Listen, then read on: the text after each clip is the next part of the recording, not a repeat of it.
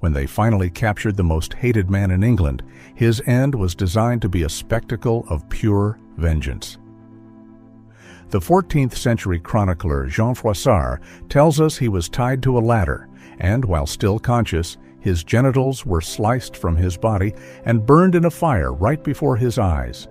His entrails were then slowly pulled from his abdomen, and finally, his still beating heart was cut from his chest and thrown into the same fire because, as the story goes, it had been false and traitorous.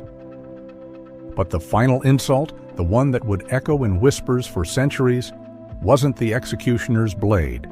It was the gravedigger's shovel. Legend says that this man, this titan of power and greed, was ignominiously buried under the very castle he had built as a monument to his own glory. A final, crushing humiliation. This is the story of Hugh Despenser the Younger. Now, let's be clear on one point. He was never officially a duke. He was a baron, a lord, the king's royal chamberlain.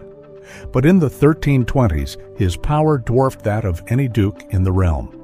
He was the King of England in all but name, a man who built an empire through sheer, terrifying ambition.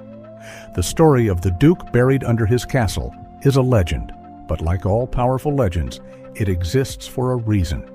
While whispers of his burial spot spread, no credible historical source ever claimed he was buried alive.